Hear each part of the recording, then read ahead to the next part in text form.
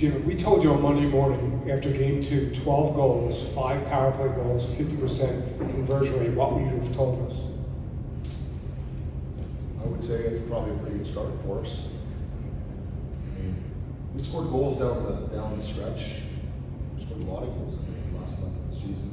Power play got better since the trade deadline, so I would say that's a good start. We'd be happy with that. Jim, other than 10 or 12 minutes in game 1, you guys have effectively controlled this series. Are you at all surprised it's been this decisive so far in the first 2 games? I mean, we played really well. I like how we played. We finished pretty well. You know, we scored that many goals. But tonight in particular, we had some shots alone with the goaltender and beat him. You know, we finished really well. So there's some different things that go into it when you're finishing well and scoring well a little quicker. But just generally overall, playing pretty good solid hockey, offensively, defensively. I think both parts are there. Yeah, this is the 4th straight year that Adrian Kempe has really elevated his game. You know, at this time of the year, what is it about the way that he plays that just seems to thrive in playoff hockey? Well, he competes. So now we're talking about Kempe, who's 30 goal scorer or 40 goal scorer or 30 goal scorer.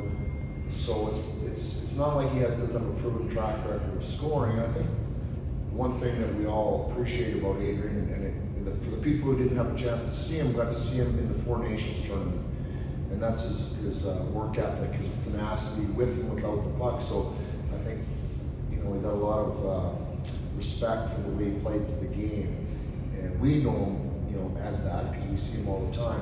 I think that type of game translates pretty well into the playoffs, and I think that's probably why you're seeing him being a pretty consistent playoff player like that. Garrett?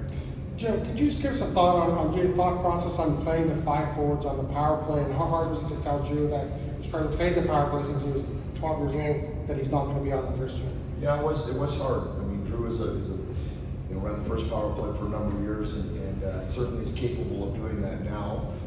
We just felt he was out for a little while, and we went to the 5 forwards. Had some good success, and just didn't want to break it up because they were rolling pretty good. And once you get rolling, the last thing you want to do is change too much. So Drew's a good soldier. He's a team first guy. So for now, he's just grabbing the reins of that second round. Ted?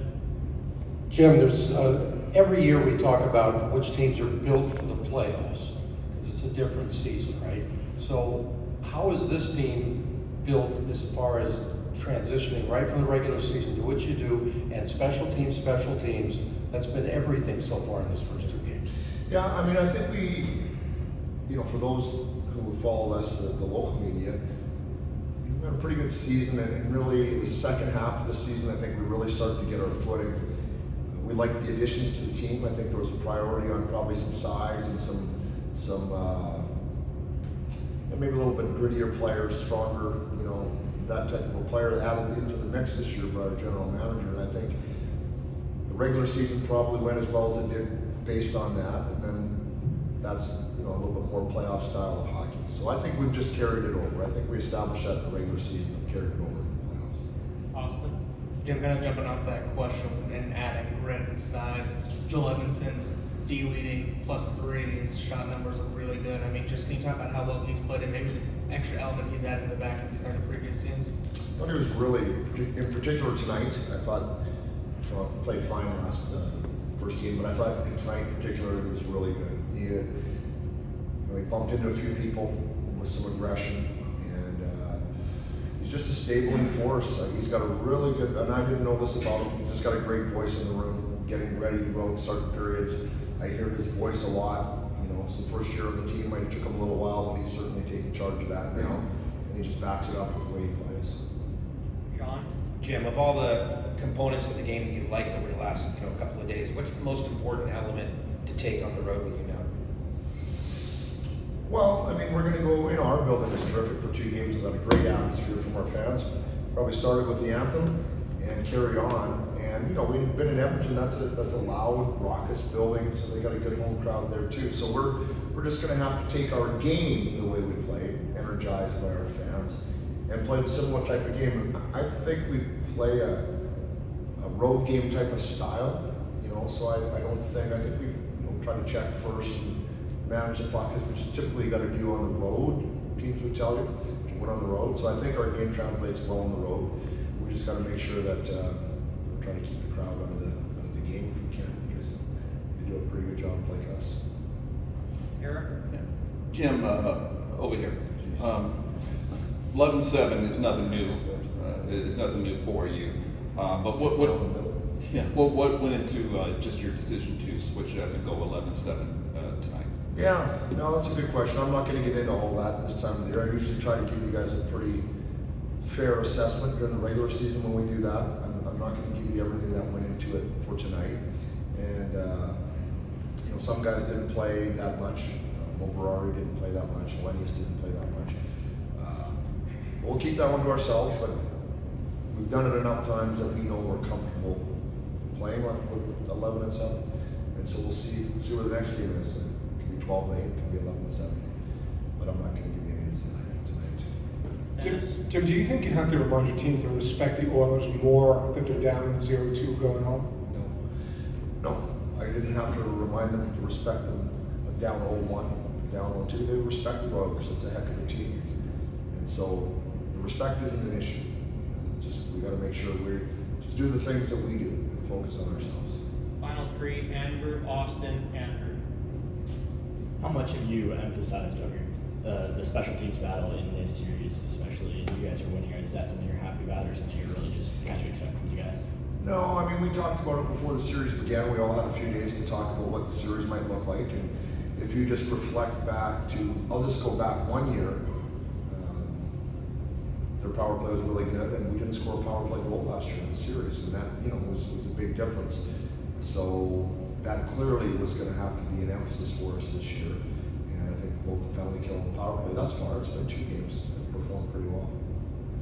Austin. Jim, obviously open up the scoring in this game is a big thing for this team, but does context of that goal, power play goal, and especially one from a young player, his first career playoff goal, Brant Clark, give your team a little bit of extra juice there? Well, it did, and we had, that was their second group, right? They don't play a lot, so I really thought that was a big moment. It really did. That we got that boost from that group on an entry, and Clarkie, who had been telling all year, hey, make sure you're not going up in the play too often. On the power play breakout, he's set up to get in there, so it worked pretty well for him tonight. Last question, Andrew. Coming back to Juice a little bit, I mean, his scoring is obvious, but also consistency. Last year when you were dry, he was still producing. This year you guys are really pouring it on, and he's leading the way. Can you talk to his consistency and also what he does as far as providing support defensively? Several of the D-men have been talking about in recent days. Yeah, well, I mean, he's a penalty killer too, so, you look at guys who score, and then they're penalty killers as well. Usually coach puts those guys on there that he trusts to keep the puck out of the net on a penalty kill. And so when you get that reward from the coach, you know that you're an all-around player. But I've spoken enough about Juice, because I think, and he would be the first to tell you, that his line has played very well together and complemented each other extremely well. That Kobe out there still going pretty well, because Manko was a great compliment to them. So I think as much as he's playing well, and I know he has in the past, I think his line, the chemistry they have in the line, is really what's driving him to be as good as he is so far. Thanks, Jim. Okay? Thank you.